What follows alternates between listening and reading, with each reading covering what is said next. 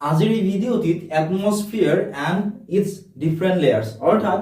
বায়ুমণ্ডল আৰু ইয়াৰ বিভিন্ন স্তৰবোৰ যেনে ট্ৰপস্ফিয়াৰ, ষ্ট্ৰেটোস্ফিয়াৰ, মেছস্ফিয়াৰ আৰু থাৰ্মস্ফিয়াৰ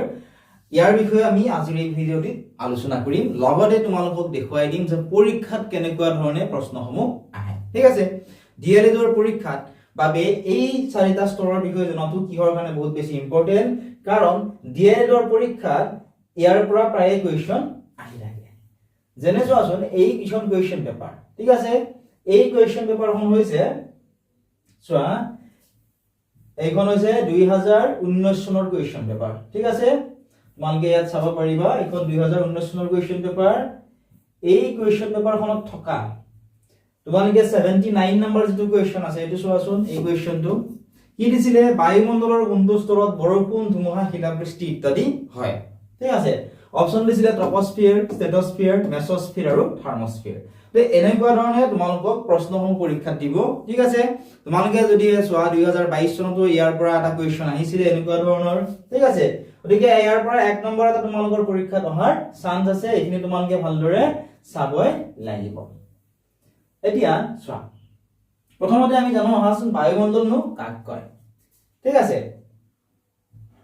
বায়ুমণ্ডল কাক কয়? আমাৰ পৃথিৱীৰ উপৰিভাগক বায়ুৰ যি এক আৱৰণে আগুৰি আছে তাকে কি বুলি কোৱা হয়? বায়ুমণ্ডল বুলি কোৱা হয়। পৃথিৱীত বাস কৰা সকলো জীৱই জীয়াই থাকিবলৈ এই বায়ুমণ্ডলৰ ওপৰতে নিৰ্ভৰশীল, কাৰণ সেই বায়ুমণ্ডলত থকা অক্সিজেন গেছে আমি কি কৰো, উশাহত লওঁ, হয়নে? আৰু গছ গছনিয়ে কি লয়, কাৰ্বন ডাই অক্সাইড লয়। গতিকে পৃথিৱীত বাস কৰা সকলো জীৱই জীয়াই থাকিবলৈ এই বায়ুমণ্ডলৰ ওপৰতে নিৰ্ভৰশীল। ইয়াতে চোৱাচোন চাইডত ধুনীয়াকে দিয়া আছে যে বায়ুমণ্ডলত সম্বিত গেছৰ পৰিমাণ কিমান। ঠিক আছে, ইয়াত ধুনীয়াকে দিয়া আছে চোৱা বায়ুমণ্ডলত আটাইতকৈ বেছি পৰিমাণে থকা গেছ। কেতিয়াবা পৰীক্ষাত ইমান ইজি কুৱেশ্যন নাহে, তথাপি মনত ৰাখিবা যে বায়ুমণ্ডলত আটাইতকৈ বেছি পৰিমাণে থকা গেছবিধৰ নাম কি? বায়ুমণ্ডলত আটাইতকৈ বেছি পৰিমাণে থকা গেছবিধৰ নাম হৈছে নাইট্ৰজেন গেছ। যদি ইয়াত 78% বুলি দিয়া আছে, একচুৱেল যেটো হয় এটা হৈছে 78.08%। ঠিক আছে, আৰু এয়া হৈছে আটাইতকৈ বেছি পৰিমাণে থকা গেছ। এতিয়া আমি যে উশাহত লওঁ অক্সিজেন গেছ, অক্সিজেন কিমান থাকে? ইয়াত যদি 20% বুলি আছে 20.94% থাকে, যাক এপ্ৰক্সিমেটলি আমি 21% বুলি ধৰিব পাৰো। ঠিক আছে, এটো মনত ৰাখিবা। নেক্সট কাৰ্বন ডাই অক্সাইড কিমান থাকে চোৱা, কাৰ্বন ডাই অক্সাইড থাকে 0.03%, আৰ্গন চোৱা 0.93%, অন্যান্য 0.04%। ঠিক আছে, এনেকুৱা ধৰণে এইখিনি মনত ৰাখিবা। এতিয়া চোৱা আমি যে উশাহ লওঁতে যি বায়ু আমি গ্ৰহণ কৰো সেয়া হৈছে কেইবাবিধো গেছৰ সমষ্টি। ঠিক আছে, বায়ু গঠন কৰা প্ৰধান গেছ দুবিধ হৈছে নাইট্ৰজেন আৰু অক্সিজেন। কিহৰ কাৰণে এই দুবিধ গেছৰ প্ৰধান গেছ বুলি কোৱা হয়? কাৰণ বায়ুমণ্ডলত থকা এই গেছ দুবিধৰ পৰিমাণ আটাইতকৈ বেছি। ঠিক আছে, নাইট্ৰজেন থাকে প্ৰায় 78%, অক্সিজেন প্ৰায় 21% থাকে। গতিকে এইকাৰণে কৈছে যে বায়ু গঠন কৰা প্ৰধান গেছ দুবিধ হৈছে নাইট্ৰজেন আৰু অক্সিজেন গেছ। নেক্সট কি দিছে, কাৰ্বন ডাই অক্সাইড, হিলিয়াম, আৰ্গন, অজন আৰু হাইড্ৰজেন গেছো বায়ুত আছে। ইয়াৰ পৰিমাণ কিন্তু বহুত বেছি কম হয়। চোৱাচোন আৰ্গন কিমান আছে 0.93%, কাৰ্বন ডাই অক্সাইড থাকে 0.03%। এই গেছবোৰৰ উপৰিও বায়ুত ক্ষুদ্ৰ ক্ষুদ্ৰ ধূলিকণা আৰু ধোঁৱাও মিহলি হৈ থাকে। ঠিক আছে, আৰু যিবিলাক গেছেৰে বায়ু গঠিত ইয়াত সেই গেছবোৰৰ পৰিমাণ কি হিচাপত দেখুওৱা হৈছে? 4% হিচাপত দেখুওৱা হৈছে। সকলো জীৱই শ্বাস লওঁতে অক্সিজেন গেছ গ্ৰহণ কৰে আৰু কাৰ্বন ডাই অক্সাইড গেছ এৰি দিয়ে। অৰ্থাৎ আমি কি কৰো, জীৱবোৰে উশাহত আমি কি লওঁ, উশাহত আমি অৰ্থাৎ শ্বাস লওঁতে আমি কি গেছ গ্ৰহণ কৰো? অক্সিজেন গেছ বায়ুমণ্ডলৰ পৰা গ্ৰহণ কৰো, আৰু আমি কাৰ্বন ডাই অক্সাইড গেছ আমি কি কৰো? এৰি দিওঁ। আৰু সেই আমি এৰি দিয়া কাৰ্বন ডাই অক্সাইড গেছখিনি সেউজীয়া উদ্ভিদে, যিহেতু তোমালোকে জানা সেউজীয়া উদ্ভিদে সালোক সংশ্লেষণৰ জৰিয়তে নিজৰ আহাৰ নিজে প্ৰস্তুত কৰি ল'ব পাৰে। আমি কিন্তু মানুহে নিজৰ আহাৰ নিজে প্ৰস্তুত কৰি ল'ব নোৱাৰো, আমি খাদ্যৰ বাবে আনৰ ওপৰত নিৰ্ভৰ কৰিবলগীয়া হয়, আন প্ৰাণী বা উদ্ভিদৰ ওপৰত। ঠিক আছে, কিন্তু উদ্ভিদে নিজৰ খাদ্য নিজে প্ৰস্তুত কৰি ল'ব পাৰে, যিবোৰ সেউজীয়া উদ্ভিদ আছে। তে উদ্ভিদে খাদ্য প্ৰস্তুত কৰোতে কাৰ্বন ডাই অক্সাইড গেছটো কি কৰে? ব্যৱহাৰ কৰে। অৰ্থাৎ কি কৰে? সালোক সংশ্লেষণ প্ৰক্ৰিয়াটো, উদ্ভিদে সালোক সংশ্লেষণ কৰা যিটো প্ৰক্ৰিয়া তাকে সালোক সংশ্লেষণ প্ৰক্ৰিয়া বুলি কোৱা হয়, হয়নে? অৰ্থাৎ উদ্ভিদে খাদ্য প্ৰস্তুত কৰা যিটো প্ৰক্ৰিয়া তাক কি বুলি কোৱা হয়? সালোক সংশ্লেষণ প্ৰক্ৰিয়া বুলি কোৱা হয়। সালোক সংশ্লেষণ প্ৰক্ৰিয়াত উদ্ভিদৰ কি কৰে? তৌহিপাৰ সহায়ত পানী, খনিজ লৱণ আদি শুহি লয়। ঠিক আছে, লগতে সূৰ্যৰ পোহৰ পাব লাগিব। ঠিক আছে, সূৰ্যৰ পোহৰ পাব লাগিব আৰু কি পাব লাগিব? পাতে কি কৰে? কাৰ্বন ডাই অক্সাইড গেছটো ব্যৱহাৰ কৰে উদ্ভিদৰ পাতে ঠিক আছে গতিকে খাদ্য বস্তু প্ৰস্তুত হোৱা এই প্ৰক্ৰিয়াটোত অক্সিজেন গেছ নিৰ্গত হৈ বায়ুৰ লগত মিহলি হয় ঠিক আছে অৰ্থাৎ আমি কি কৰো আমি অক্সিজেন গেছ লওঁ গ্ৰহণ কৰো আৰু কাৰ্বন ডাই অক্সাইড গেছ এৰি দিওঁ উদ্ভিদৰ ক্ষেত্ৰত উল্টা উদ্ভিদে কি কৰে উদ্ভিদে খাদ্য প্ৰস্তুত কৰাৰ সময়ত কাৰ্বন ডাই অক্সাইড গেছ বায়ুমণ্ডলৰ পৰা লয় আৰু খাদ্য প্ৰস্তুত হওঁতে অক্সিজেন গেছ কি কৰে নিৰ্গত কৰে ঠিক আছে সেই অক্সিজেন গেছ আমি কি কৰো আমি উশাহত লওঁ ইয়াতে চোৱা কোৱেশ্চন আছে যে বায়ুত থকা আটাইতকৈ বেছি পৰিমাণে থকা গেছবিধৰ নাম কি গতিকে বায়ুত আটাইতকৈ বেছি পৰিমাণে থকা গেছবিধৰ নাম কি হয় নাইট্ৰজেন গেছ ঠিক আছে নাইট্ৰজেন গেছ ভিডিঅ'টোৰ শেষত মই তোমালোকক জনাম যে ইয়াৰ পিডিএফটো তোমালোকে ক'ত পাবা নেক্সট চোৱা উদ্ভিদে খাদ্য প্ৰস্তুত কৰোঁতে কি গেছ ব্যৱহাৰ কৰে সুধিছে উদ্ভিদে খাদ্য প্ৰস্তুত কৰোঁতে কি গেছ ব্যৱহাৰ কৰে তো উদ্ভিদে খাদ্য প্ৰস্তুত যেতিয়া প্ৰস্তুত কৰে এটা কি ব্যৱহাৰ কৰে বায়ুমণ্ডলৰ পৰা কাৰ্বন ডাই অক্সাইড ঠিক আছে বায়ুমণ্ডলৰ পৰা কাৰ্বন ডাই অক্সাইড গেছ ব্যৱহাৰ কৰে যাক আমি CO2 বুলি কওঁ ঠিক আছে আশা কৰিছো বুজি পালা এতিয়া নেক্সট হয় এইখিনি বহুত বেছি ইম্পৰ্টেন্ট এই যে বায়ুমণ্ডলৰ স্তৰ কেইটা দিয়া আছে স্তৰ কেইটা বহুত ইম্পৰ্টেন্ট ঠিক আছে চাইছোৱা পৃথিৱীৰ উপৰিভাগৰ ক্ৰমে ওপৰলৈ গোটেই বায়ুমণ্ডলক কি কৰিছে চাৰিটা প্ৰধান ভাগত ভাগ কৰিছে সেই ভাগ কেইটা হৈছে এটা হৈছে ট্ৰপোস্ফিয়াৰ আনটো হৈছে ষ্ট্ৰেটোস্ফিয়াৰ আনটো হৈছে মেসোস্ফিয়াৰ আৰু এটা হৈছে থাৰ্মোস্ফিয়াৰ ঠিক আছে গোটেই বায়ুমণ্ডলক কিমানটা ভাগত ভাগ কৰিছে চাৰিটা ভাগত কি ভাগ সেই ভাগ কেইটা হৈছে ট্ৰপোস্ফিয়াৰ ষ্ট্ৰেটোস্ফিয়াৰ মেসোস্ফিয়াৰ আৰু থাৰ্মোস্ফিয়াৰ ঠিক আছে এতিয়া মনত ৰাখিব লাগিব এইখিনি যে থাৰ্মোস্ফিয়াৰৰ যেটো তলৰ অংশ আছে ঠিক আছে এটো মনত ৰাখিব লাগিব নোট কৰি ল'ব পৰা তোমালোকে বহিখনত থাৰ্মোস্ফিয়াৰৰ যেটো তলৰ অংশ আছে তাক কি বুলি কোৱা হয় কেতিয়াবা পৰীক্ষাত আহে তাক কি বুলি কোৱা হয় আয়নোস্ফিয়াৰ বুলি কোৱা হয় আৰু ওপৰৰ যেটো অংশ আছে তাক কি বুলি কোৱা হয় এক্সোস্ফিয়াৰ বুলি কোৱা হয় ঠিক আছে আৰু এবাৰ ৰিপিট কৰি কৈছো চাবা থাৰ্মোস্ফিয়াৰৰ তলৰ যেটো অংশ এই তলৰ অংশটো আয়নোস্ফিয়াৰ আৰু ওপৰৰ অংশটো এক্সোস্ফিয়াৰ বুলি কোৱা হয়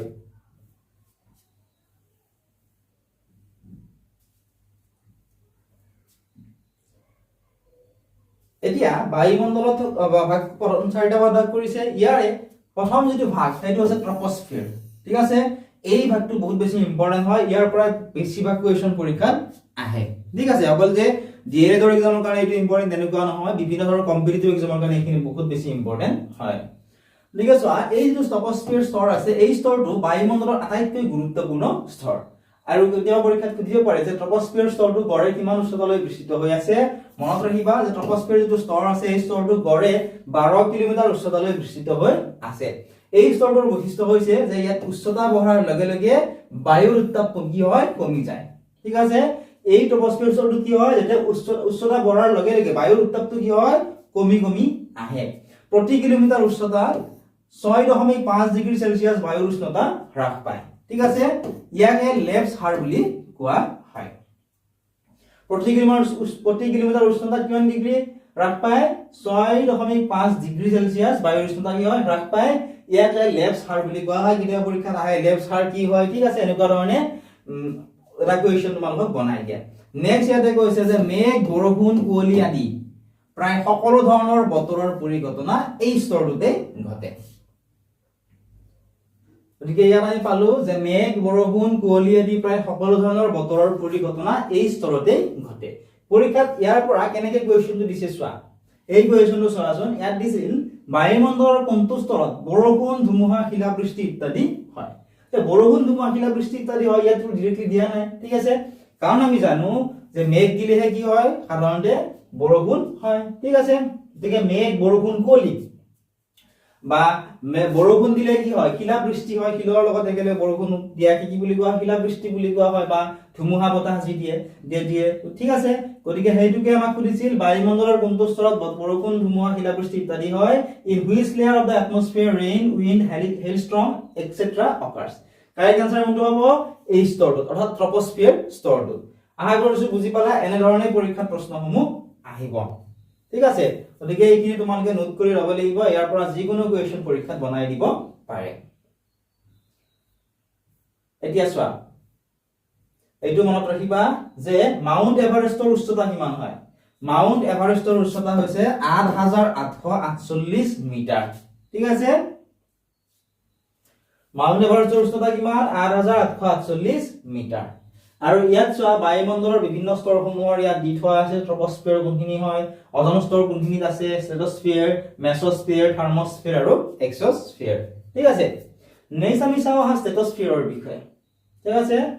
স্ট্ৰেটোস্ফিয়াৰৰ ঠিক ওপৰৰ স্তৰটো ট্ৰপোস্ফিয়াৰৰ ঠিক ওপৰৰ স্তৰটো হৈছে স্ট্ৰেটোস্ফিয়াৰ অৰ্থাৎ এই যেটো স্তৰ আমি যে পঢ়িলো ট্ৰপোস্ফিয়াৰ এইখিনি হৈছে ট্ৰপোস্ফিয়াৰ ঠিক আছে ইয়াৰে যেটো ওপৰৰ স্তৰ আছে ঠিক আছে এই ওপৰৰ স্তৰটোতে কি আছে স্ট্ৰেটোস্ফিয়াৰ স্তৰটো আছে ভূপৃষ্ঠৰ পৰা এই স্তৰটোৰ বিস্তৃতি হৈছে প্ৰায় 55 ৰ পৰা 55 কিলোমিটাৰ ঠিক আছে মনত ৰাখিবা ভূপৃষ্ঠৰ পৰা যেটো স্ট্ৰেটোস্ফিয়াৰ স্তৰ আছে এই স্তৰটোৰ বিস্তৃতি কিমান এই স্তৰটোৰ বিস্তৃতি হৈছে 50 ৰ পৰা 55 কিলোমিটাৰ বতৰজনিত কাৰ্যকলাপ এই স্তৰটোত দেখা পোৱা নাযায় সেইভাবে উৰাজাহাজ চলাচল কৰিবৰ বাবে সুবিধাজনক হয় ঠিক আছে বতৰজনিত কাৰ্যকলাপ যেনে বৰষুণ ধুমুহা মেঘ আদিবোৰ এই স্তৰটোত দেখিবলৈ পোৱা নাযায় সেই কাৰণে যেতি উৰাজাহাজ চলাচল কৰিবৰ কাৰণে এই স্তৰটো কি হয় সুবিধাজনক হয় ঠিক আছে কাৰণ মেঘ দিলে কি হয় উৰাজাহাজ চলাচল কৰিবলৈ অসুবিধা হয় বা বহুত ডাঙৰকৈ বৰষুণ দিলেও কি হয় উৰাজাহাজ চলাবলৈ বিভিন্ন ধৰণৰ অসুবিধাৰ সন্মুখীন হ'বলগীয়া হয় সেই কাৰণে এই স্তৰটোত যেহেতু বতৰজনিত কাৰ্যকলাপবোৰ নহয় গতিকে উৰাজাহাজ চলাচল কৰিবৰ বাবে এই স্তৰটো সুবিধাজনক হয় পৰীক্ষাত এনে ধৰণে কোৱেশ্চনটো দিব পাৰে যে উৰাজাহাজ চলাচল কৰিবৰ কাৰণে কোনটো স্তৰ সুবিধাজনক ঠিক আছে বা অলপমান বেলেগকেও বনাই দিব পাৰে তেতিয়া লিখিব লাগিব যে স্ট্ৰেটোস্ফিয়াৰ স্তৰটো কি হয় সুবিধাজনক হয় বায়ুমণ্ডলৰ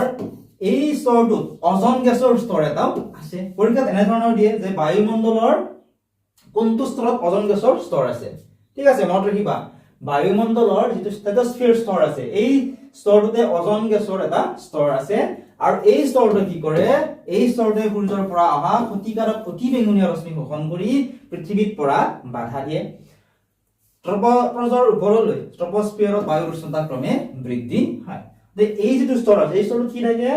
অজন গেছৰ এটা স্তৰ আছে সেই স্তৰটো কি কৰে সূৰ্যৰ পৰা অহা যিবিলাক ক্ষতিকাৰক অতিবেঙুনীয়া ৰশ্মি আছে সেই অতিবেঙুনীয়া ৰশ্মিসমূহ আমাৰ পৃথিৱীখনত পৰা বাধা দিয়ে আৰু এই অতিবেঙুনীয়া ৰশ্মিৰ ফলত বিভিন্ন ধৰণৰ ছালৰ বেমাৰ লগতে কেন্সাৰৰ নিচিনা মাৰাত্মক বেমাৰো হ'ব পাৰে ঠিক আছে আশা কৰিছো বুজি পালা এতিয়া নেক্সট কোৱেশ্চনটো ইয়াত দিছে বায়ুমণ্ডলৰ কোনটো স্তৰত বতাহ ধুমুহা বৰষুণ আদি হয় লগতে মই এটা কথা জানিব বিচাৰিছো যে তোমালোকে যিসকলে ঠিক আছে ডিএলএড ৰ কাৰণে প্ৰিপেয়াৰ কৰি আছা ডিএলএড ৰ কাৰণে বা এডিআৰ এৰ নিচিনা যিবোৰ কম্পিটিটিভ এক্সাম আছে তোমালোকে ক্লাস 6 ৰ পৰা তেনেলৈকে কিতাপসমূহ চাবই লাগিব ঠিক আছে তাৰ পৰাই তোমালোকে বিচাৰি কিছুমান চেপ্টাৰ তোমালোকে চাবই লাগিব গতিকে সেইবোৰ চালে তোমালোকৰ পৰীক্ষাটো ধুনীয়াকৈ কমন আহিব বা তোমালোকে ধুনীয়াকৈ পাৰিবা ঠিক আছে এতিয়া চোৱা বায়ুমণ্ডলৰ কোনটো স্তৰত ধুমুহা বৰষুণ আদি হয় কোনটো স্তৰত ধুমুহা বৰষুণ আদি হয় বায়ুমণ্ডলৰ এইটো স্তৰত ট্ৰপোস্ফিয়াৰ স্তৰটো ঠিক আছে ট্ৰপোস্ফিয়াৰ স্তৰটো কি হয় মেঘ বৰষুণ কুঁৱলী আদি প্ৰায় সকলো ধৰণৰ বতৰৰ পৰিঘটনা এই স্তৰটোত ঘটে অৰ্থাৎ বায়ুমণ্ডলৰ ট্ৰপোস্ফিয়াৰ স্তৰটো বতাহ ধুমুহা বৰষুণ আদি হয় নেক্সট কোৱেশ্চন বায়ুমণ্ডলৰ কোনটো স্তৰত অজন গেছৰ স্তৰ আছে বায়ুমণ্ডলৰ কোনটো স্তৰত অজন গেছৰ এটা স্তৰ আছে কোনটো স্তৰত আছে স্ট্ৰেটোস্ফিয়াৰ স্তৰটো ঠিক আছে বায়ুমণ্ডলৰ স্ট্ৰেটোস্ফিয়াৰ স্তৰত অজন গেছৰ এটা স্তৰ আছে নেক্সট কোৱেশ্চন কোনটো স্তৰৰ মাজেৰে উৰাজাহাজ চলাচল কৰিবলৈ সুবিধাজনক উৰাজাহাজ চলাচল কৰিবলৈ সুবিধাজনক স্তৰটো হৈছে স্ট্ৰেটোস্ফিয়াৰ কিহৰ কাৰণে সুবিধাজনক কাৰণ বায়ুমণ্ডলৰ এই স্তৰটোত বতৰজনিত কাৰ্যকলাপবোৰ দেখা পোৱা নাযায় এই কাৰণে উৰাজাহাজ চলাচল কৰিবৰ কাৰণে সুবিধাজনক হয় এতিয়া আহা নেক্সট স্তৰটোৰ বিষয়ে চাম অৰ্থাৎ মেসোস্ফিয়াৰৰ বিষয়ে চোৱা স্ট্ৰেটোস্ফিয়াৰৰ ঠিক ওপৰৰ স্তৰটোক মেসোস্ফিয়াৰ বুলি কোৱা হয় স্ট্ৰেটোস্ফিয়াৰৰ ঠিক ওপৰৰ স্তৰটোক মেসোস্ফিয়াৰ চোৱা প্ৰথমতে ট্ৰপোস্ফিয়াৰ তাৰপিছত স্ট্ৰেটোস্ফিয়াৰ তাৰপিছত মেসোস্ফিয়াৰ ঠিক আছে অৰ্থাৎ ট্ৰপোস্ফিয়াৰৰ ওপৰৰ স্ট্ৰেটোস্ফিয়াৰৰ ওপৰৰ স্তৰটো কি কয় মেসোস্ফিয়াৰ বুলি কোৱা হয় ই ভূপৃষ্ঠৰ পৰা 80 পৰা 85 কিলোমিটাৰ উচ্চতালৈ বিস্তৃত হৈ আছে আৰু এই স্তৰটোৰ বৈশিষ্ট্য কি এই স্তৰৰ বৈশিষ্ট্য হৈছে উচ্চতা বৃদ্ধিৰ লগে লগে বায়ুৰ উষ্ণতা কি হয় হ্ৰাস পাই যায় উষ্ণতা বৃদ্ধিৰ লগে লগে বায়ুৰ যিটো উষ্ণতা আছে সেইটো কি হয় কমি আহে অৰ্থাৎ হ্ৰাস পাই যায় আমি যে কেতিয়াবা দেখা পাওঁ হয়নে মহাকাশৰ পৰা নামি অহা উল্কা ঠিক আছে এই মহাকাশৰ পৰা নামি অহা উল্কা এই স্তৰটোত যেতিয়া সোমায় মেসোস্ফিয়াৰ স্তৰটোত যেতিয়া সোমায় তেতিয়া কি হয় এটো জ্বলি উঠে ঠিক আছে নেক্সট ওয়ান মেসোস্ফিয়াৰৰ বিষয়ে চোৱা বায়ুমণ্ডলৰ এই স্তৰটোত উষ্ণতা বৃদ্ধিৰ লগে লগে কি হয় উষ্ণতাও বৃদ্ধি হয় গতিকে যেহেতু এই স্তৰটো অকলকে ওপৰত আছে গতিকে উষ্ণতা বৃদ্ধি হোৱাৰ লগে লগে কি হয় উষ্ণতা ইয়াৰে বৃদ্ধি হৈ আহে এই স্তৰটোৰ তলৰ অংশক আয়নোস্ফিয়াৰ বুলি কোৱা হয় ঠিক আছে এই স্তৰটোৰ যেটো তলৰ অংশ অৰ্থাৎ থাৰ্মোস্ফিয়াৰৰ যেটো তলৰ অংশ তাক কি বুলি কোৱা হয় আয়নোস্ফিয়াৰ বুলি কোৱা হয় ঠিক আছে নেক্সট ওয়ান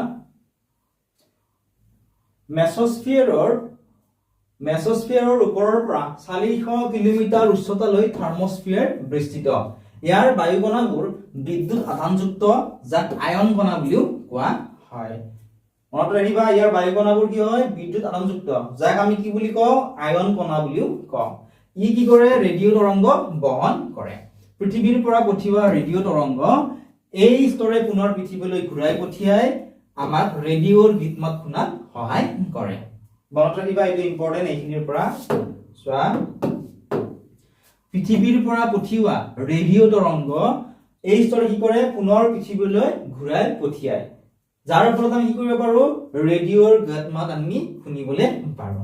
ঠিক আছে এইটো মনত ৰাখিবা ইয়াৰ পৰা এটা কোৱেশ্চন তোমালোকক বনাই দিবলৈ পাৰে এই স্তৰত কি হয় বায়ুৰ উষ্ণতা প্ৰায় 1650 ডিগ্ৰী সেলসিয়াস পৰ্যন্ত বৃদ্ধি পায় ঠিক আছে আয়নোস্ফিয়াৰ ওপৰত যেটো অংশ আছে তাক কি বুলি কোৱা হয় এক্সোস্ফিয়াৰ বুলি কোৱা হয় অৰ্থাৎ সবা মনত ৰাখিবা থাৰ্মোস্ফিয়াৰৰ যেটো তলৰ অংশ আছে তলৰ অংশ কি কয় আয়নোস্ফিয়াৰ আৰু থাৰ্মোস্ফিয়াৰৰ যেটো ওপৰৰ অংশ আছে ইয়াকে এক্সোস্ফিয়াৰ বুলি কোৱা হয় কেতিয়াবা পৰীক্ষাত দিয়া পাৰে যে থাৰ্মোস্ফিয়াৰৰ তলৰ অংশ কি বুলি কয় থাৰ্মোস্ফিয়াৰৰ তলৰ অংশ আয়নোস্ফিয়াৰ বুলি কোৱা হয় আৰু আয়নোস্ফিয়াৰৰ ওপৰৰ অংশ কি বুলি কোৱা হয় এক্সোস্ফিয়াৰ বুলি কোৱা হয় এই স্তৰটো বায়ুমণ্ডলৰ পৰা 400 কিলোমিটাৰ উচ্চতাৰ পৰা 10000 কিলোমিটাৰ উচ্চতালৈ বিস্তৃত ঠিক আছে ইয়াত বায়ু কি হয় একেবাৰে পাতল আৰু ইয়াৰ পৰা হাইলিয়াম আৰু হাইড্ৰজেনৰ নিচিনা পাতল গেছ মহাকাশত বিলীন হৈ যায় ঠিক আছে এখিনি তোমালোকে মনত ৰাখিবা ইয়াৰ পৰা ইম্পৰ্টেন্ট তোমালোকক কৈ দিছো এই দুটা স্তৰ বেছি ইম্পৰ্টেন্ট নহয় মেসোস্ফিয়াৰ থাৰ্মোস্ফিয়াৰ বেসিক কোৱেশ্চন তোমালোকৰ এই স্ট্ৰেটোস্ফিয়াৰ আৰু ট্ৰপোস্ফিয়াৰ স্তৰটোৰ পৰা আহিব ঠিক আছে অৰ্থাৎ প্ৰথম দুটা স্তৰ তোমালোকৰ বহুত বেছি ইম্পৰ্টেন্ট হয় ঠিক আছে তাৰ পৰা পৰীক্ষাত কোৱেশ্চন অহাৰ বহুত বেছি চান্স আছে এতিয়া নেক্সট কোৱেশ্চন তোমালোকে চোৱাচোন কোৱেশ্চনটো তোমালোকক পৰীক্ষাত কিন্তু এনেদৰে নিদিয়ে ঠিক আছে ডিএলএডৰ হওক বা এডিআইৰ পৰীক্ষাত এনেকুৱা ধৰণৰ কোৱেশ্চনটো নিদিয়ে কিন্তু তোমালোকে এই কোৱেশ্চন কেইটা চালে অলপমান আভাস পাবা অজন স্তৰে আমাৰ কিদৰে উপকাৰ কৰে সুধিছে অজন স্তৰে এতিয়া আমাক কিদৰে উপকাৰ কৰে অজন স্তৰে বায়ুমণ্ডলৰ সূৰ্যৰ পৰা অহা যি অতি বেঙুনীয়া ৰশ্মি আছে ঠিক আছে সেই অতি বেঙুনীয়া ৰশ্মি পৃথিৱীত পৰাত আমাক বাধা দিয়ে এনেদৰে আমাক অজন স্তৰে কি কৰে উপকাৰ সাধে আৰু সেই অতি বেঙুনীয়া ৰশ্মি যদি আমাৰ পৃথিৱীত পৰে তেতিয়া হলে তাৰ পৰা বিভিন্ন ধৰণৰ ছালৰ বেমাৰৰ লগতে কেন্সাৰৰ নিচিনা মাৰাত্মক বেমাৰো হ'ব পাৰে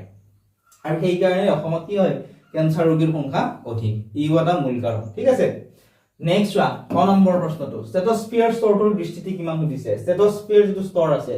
এই স্তৰটোৰ বিস্তৃতি কিমান চোৱা স্ট্ৰেটোস্ফিয়াৰ যেটো স্তৰ এই স্তৰটোৰ বিস্তৃতি কিমান 50 ৰ পৰা 55 কিলোমিটাৰ এই স্তৰটোৰ বিস্তৃতি ঠিক আছে নেক্সট ওয়ান বায়ুমণ্ডলৰ কোনটো স্তৰত উল্কা দেখা পোৱা যায় বায়ুমণ্ডলৰ কোনটো স্তৰত উল্কা দেখিবলৈ পোৱা যায় বায়ুমণ্ডলৰ এই যেটো মেসোস্ফিয়াৰ স্তৰ আছে ঠিক আছে মেসোস্ফিয়াৰ স্তৰটোত আমি উল্কা দেখিবলৈ পাওঁ কাৰণ মহাকাশৰ পৰা নামি অহা উল্কা এই স্তৰত যেতিয়াই সোমাই দিতে কি হয় জ্বলি উঠে ইয়াৰ ফলতে আমি দেখিবলৈ পাওঁ হ'ব নেক্সট ওয়ান কোনটো স্তৰে আমাক ৰেডিঅ' শুনাত সহায় কৰে ৰেডিঅ' শুনাত আমাক কোনটো স্তৰে সহায় কৰে সুধিছে কাৰেক্ট আনসাৰটো হ'ব থাৰ্মোস্ফিয়াৰ ঠিক আছে পৃথিৱীৰ পৰা ঠিক আছে পঠিওৱা ৰেডিঅ' তৰংগ এই থাৰ্মোস্ফিয়াৰ স্তৰটো কি কৰে পুনৰ পৃথিৱীলৈ ঘূৰাই পঠিয়াই আমাক ৰেডিঅ'ৰ গীতমাত শুনাত সহায় কৰে আশা কৰিছো বুজি পালা তোমালোকে নেক্সট কোৱেশ্চন তোমালোকে চোৱাচোন কোৱেশ্চনটো কি আছিল মানুহৰ বাবে আটাইতকৈ বায়ুমণ্ডলত গুৰুত্বপূৰ্ণ স্তৰ কোনটো মেসোস্ফিয়াৰ স্ট্ৰেটোস্ফিয়াৰ নে ট্ৰপোস্ফিয়াৰ ঠিক আছে মানুহৰ বাবে কোৱেশ্চনটো চোৱা মানুহৰ বাবে বায়ুমণ্ডলৰ আটাইতকৈ গুৰুত্বপূৰ্ণ স্তৰ কোনটো ইম্পৰ্টেন্ট কোৱেশ্চন হয় এই কোৱেশ্চনৰ আনসাৰটো তোমালোক মই কৈ নিদিও তোমালোকে আমাক কমেন্ট সেকশনত জনাবা ঠিক আছে লগতে তোমালোকে আমাৰ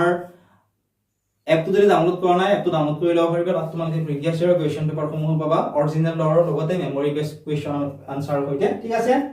লগতে এই যিবোৰ ভিডিও আমাৰ এই চেনেলত আপলোড কৰা হয় গোটেইসমূহৰ সম্পূৰ্ণ ভিডিওটো ঠিক আছে পিডিএফ ৰ হৈতে আমাৰ এপত দি থোৱা আছে